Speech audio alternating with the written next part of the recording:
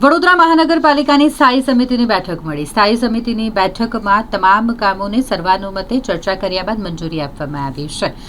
દર થોડા સમયે સ્થાયી સમિતિની બેઠકનું આયોજન કરવામાં આવતું હોય છે, જેમાં વડોદરા શહેરના વિકાસના કામો, લોકો માટે જરૂરી હોય તેવા કામોને સર્વાનુમતે મંજૂરી આપી આ વિકાસના કાર્યો આગળ વધારવામાં આવે છે। આ સ્થાયી સમિતિની બેઠક જે સ્ટેન્ડિંગ કમિટીના ચેરમેન ડોક્ટર શીતલ મિસ્ત્રીની અધ્યક્ષતામાં મળી હતી, જેમાં 9 કામો રજૂ કરવામાં આવ્યા હતા। તમામ કામોને સર્વાનુમતે ચર્ચા કર્યા બાદ મંજૂરી આપવામાં આવી છે।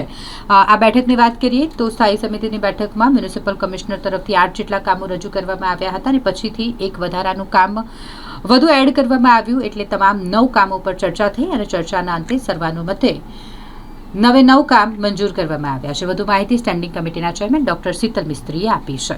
આજની સ્થાયી સમિતિની બેઠકમાં 9 જેટલા પ્રપોઝલ ચડાવ્યા હતા, 8 રેગ્યુલર અને એક વધારાનું। તમામ કામોને મંજૂરી આપવામાં આવી છે। ખાસ કરીને 2 ઓડિટના રિપોર્ટના કામ હતા, બંને જાણમાં લેવામાં આવ્યા છે। અકોટના ધારાસભ્ય શ્રી ચૈતન્યભાઈ દેસાઈ દ્વારા જે tree lover education research foundation છે, એને જે વૃક્ષારોપણનું કામ ચાલી રહ્યું છે, એમાં પાણી પીવડાવવા માટે 4,90,000ના ખર્ચે Tata S gold CX petrol મોડેલનો જે ટેમ્પો લેવાનો હતો એ કામને મંજૂર કરવામાં આવ્યું છે। સયાજીબાગ ઝૂ ખાતે જે એવિયરી છે, એમાં નવીન એક્ઝોટિક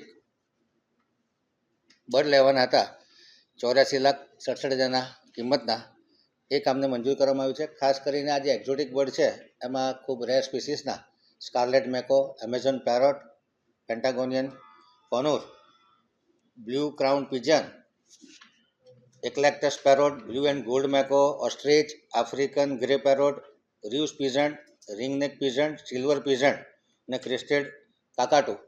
એટલે કહી શકાય કે એવિયરીના આકર્ષણમાં વધારો થશે। એવિયરીની જે આવક છે વાર્ષિક 1.5 કરોડ રૂપિયાની, એમાં પણ વધુ ફૂટફોલ આવશે અને વધારો થશે। એટલે ખૂબ આકર્ષક કામ છે અને એ કામને પણ સ્થાયી સમિતિએ મંજૂર કર્યું છે। તરસાલી જે નવીન વિકસિત વિસ્તાર છે, જેમાં પાણીનો સપ્લાય અવિરતપણે મળતો રહે અને ફોર્સ વધે, એ માટે બુસ્ટર સ્ટેશનનું કામ હતું, જેને 13.90% વધુ મુજબ 20,44,00,000ના ખર્ચને મંજૂરી આપવામાં આવી છે। ખાસ કરીને આ કામની વાત કરીએ તો 5 MLDનો બુસ્ટર બનાવવાનો છે, લગભગ 6 કિલોમીટરની આસપાસનું નેટવર્ક છે અને 6 જેટલા પંપો 1200 ઘન મીટર પ્રતિ કલાક 225 કિલોવોટના 45 મીટર હેડવાળા પંપ મૂકેલા છે અને જેમાં બુસ્ટરનું સિવિલ વર્ક છે, જે ફીડર લાઇનનું કામ છે તથા પ્લોટનો ડેવલપ કરવાનું કામ છે, ઇલેક્ટ્રિકલ મિકેનિકલ ડિપાર્ટમેન્ટનું કામ છે, સ્કાડા સિસ્ટમ છે અને 5 વર્ષનું O&M છે। માર્કેટ રેટથી 2.29% સુધીનું ડાઉન પેમેન્ટ છે, જે લાંબા ગાળાના પાણી પુરવઠા માટેના આયોજન છે। એમાં ખૂબ અગત્યનું કામ છે, જે દક્ષિણ વિસ્તારના તરસાલીની આજુબાજુના વિસ્તારમાં પાણી સપ્લાયમાં વધારો થશે। 12 મહિનાની મુદતમાં આ કામ કરવાનું છે। પૂર્વ ઝોનમાં જે ઝાડની ડાળીઓ ટ્રીમિંગ કરવાનું છે, એ કામમાં 30 લાખ રૂપિયાનો વધારો માગવામાં આવ્યો હતો, જે મંજૂર કરવામાં આવે છે। ઉત્તર ઝોનમાં આ જ રીતે ટ્રીના બ્રાન્ચીસનું ટ્રીમિંગ કરવા માટેનો ઇજારો છે, જેમાં 50 લાખની નાણાકીય મર્યાદામાં વધારો કરવામાં આવ્યો છે। વડોદરા મહાનગરપાલિકા દ્વારા જાહેર જનતાની ફરિયાદોનું સરળતાથી નિરાકરણ થાય તે માટે ચોમાસાના 4 મહિના માટે 15,000 રૂપિયા માસિકના ખર્ચે 1 કર્મચારી, એવા 5 કર્મચારી લગભગ 3 લાખના ખર્ચે આ કોલ સેન્ટરમાં આવતી ફરિયાદોનું ઝડપથી નિરાકરણ થાય એ માટે કામ કરવામાં આવ્યું છે। એવી જ રીતે પશ્ચિમ ઝોનમાં જે વાર્ષિક ઇજારાથી 75 લાખની મર્યાદામાં પથ્થર પેવિંગ કર્બિંગ કરવાનો ઇજારો હતો, જેમાં 20 લાખની નાણાકીય મર્યાદાનો વધારો માગવામાં આવ્યો હતો, જે મંજૂર કરવામાં આવે છે।